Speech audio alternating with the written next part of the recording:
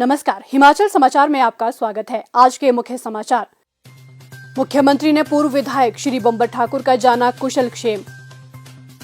किसान हितैषी योजनाओं से प्रदेश के किसानों की बदल रही तकदीर।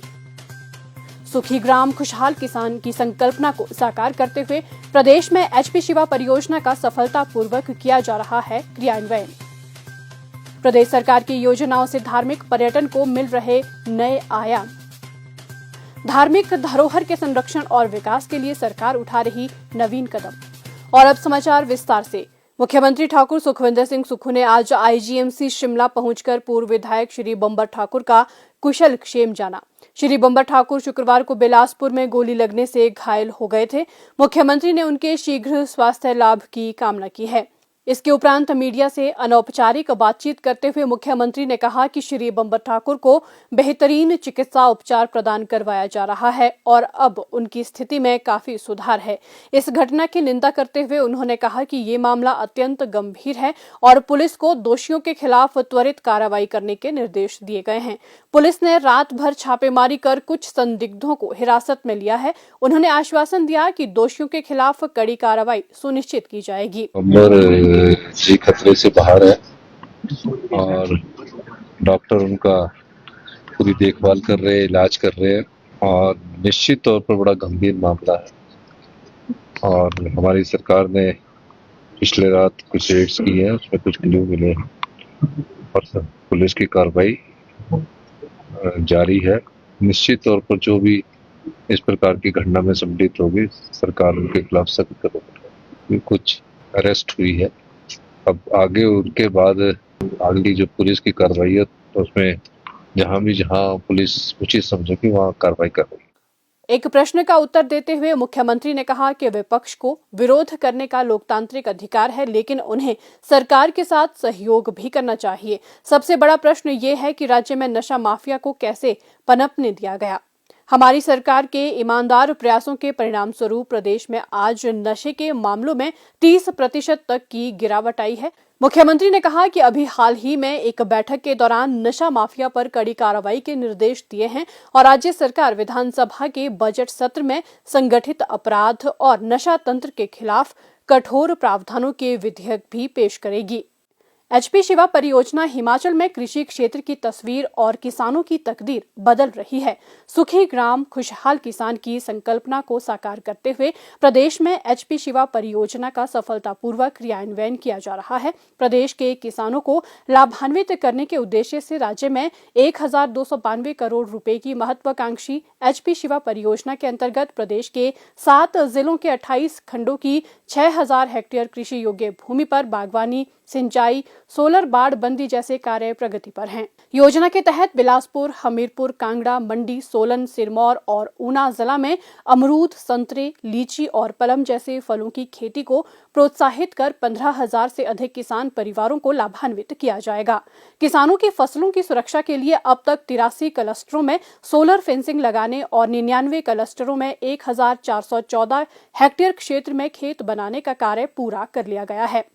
65 क्लस्टरों में 325 हेक्टेयर क्षेत्र में पौधारोपण किया जा चुका है और 600 हेक्टेयर क्षेत्र में पौधारोपण का कार्य मार्च तक पूरा करने का लक्ष्य रखा गया है।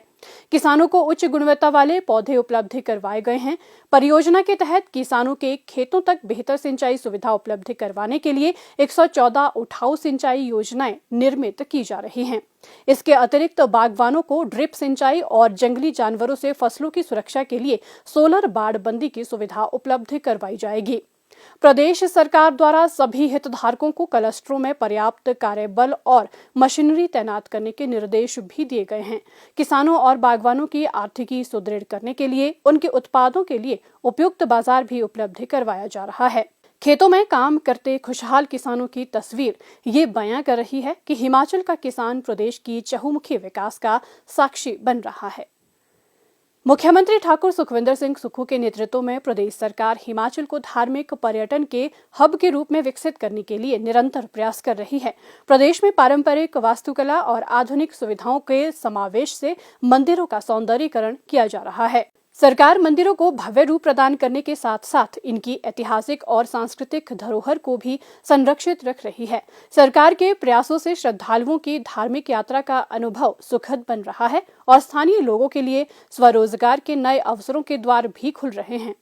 हिमाचल प्रदेश का ऊना जिला अपनी विराट धार्मिक और समृद्ध सांस्कृतिक विरासत के चलते अब मंदिरों की नगरी के रूप में एक नई पहचान बना रहा है। यहाँ के प्राचीन मंदिर, ऐतिहासिक मेले और धार्मिक उत्सव न केवल स्थानीय श्रद्धालुओं के लिए आस्था का केंद्र है, बल्कि देश विदेश से आने वाले पर्यटकों को भी आकर्षित कर रहे हैं।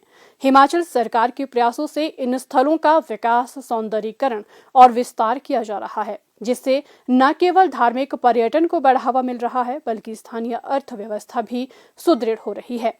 जिला में विश्व विख्यात माता श्री चिंतपूर्णी मंदिर उत्तर भारत का सुप्रसिद्ध धार्मिक स्थल है, जो कि लाखों लोगों की आस्था का केंद्र है।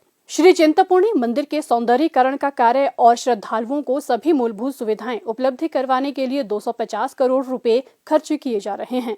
जिले में डेरा बाबा श्री रुद्रानंद जी महाराज और डेरा श्री जोगी पंगा में लोगों की अगाध आस्था है। ऊना जिले में श्री किला बाबा बेदी साहिब जी, श्री गुरुद्वारा दुखभंजन साहिब जी, डेरा बाबा बड़भाग सिंह जी, पीर निगाह बाबा गरीबनाथ जी, शिवबाड़ी ब्रह्मोती सरोवर, श्री राधा कृष्ण मंदिर कोटला कलां, चमुखा मंदिर बंगाणा, सदाशिव मंदिर बनौर, महादेव मंदिर कोटला समेत धार्मिक श्रद्धा के अनेक पवित्र स्थल हैं। यहाँ श्रद्धालुओं के लिए बेहतर सुविधाएं विकसित की जा रही हैं। इसके अलावा ऊना जिला के अन्य मंदिरों के सौंदर्यीकरण और मरम्मत कार्यों सहित अन्य आवश्यक सुविधाओं के लिए भी लगभग 20 करोड़ रुपए जारी किए गए हैं। इनमें शीतला माता मंदिर ईसपुर के भव्य मंदिर निर्माण के लिए 5 करोड़ रुपए, दमामिया मंदिर के सड़क निर्माण के लिए 8 करोड़ रुपए, संत गुरु रविदास मंदिर भदसाली को 50 लाख रुपए, श्री गुरु रविदास सत्संग सभा सलोह, श्री बाबा सिंह जालंधरी मंदिर गोंदपुर, श्री बाबा नैना मंदिर कांगड़, संता बाबा डांगू वाले बीटन में कुटिया निर्माण, सलोह में कुटिया निर्माण, राधा कृष्ण मंदिर कोटला कलां, बनोड़े महादेव भड़ाला, गुरु रविदास मंदिर दुलहेड़ और ललड़ी के लिए 25-25 लाख रुपए, संत गुरु रविदास मंदिर हरोली और सलोह में कुटिया निर्माण के लिए 10-10 लाख रुपए तथा संत गुरु रविदास मंदिर धनुपर, पंजावर, वालीवाल और श्री चाणो मंदिर बड़ेड़ा के लिए 15-15 लाख रुपए की राशि मंदिरों के सौंदर्यीकरण, बेहतर रखरखाव के साथ साथ आवश्यक सुविधाओं को सुदृढ़ करने के लिए प्रदान की गई हैं। प्रदेश सरकार के इन प्रयासों से ऊना धार्मिक पर्यटन का प्रमुख केंद्र बन रहा है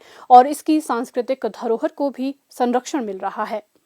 हिमाचल समाचार देखने के लिए सब्सक्राइब करें यूट्यूब चैनल हिमाचल समाचार, लाइक करें Facebook page information and public relations department Himachal Pradesh और सीएमओ हिमाचल, फॉलो करें @DPRHP और सीएमओ हिमाचल, फॉलो करें इंस्टाग्राम @DIPR हिमाचल और सीएमओ हिमाचल, विजिट करें वेबसाइट www.himachalpr.gov.in।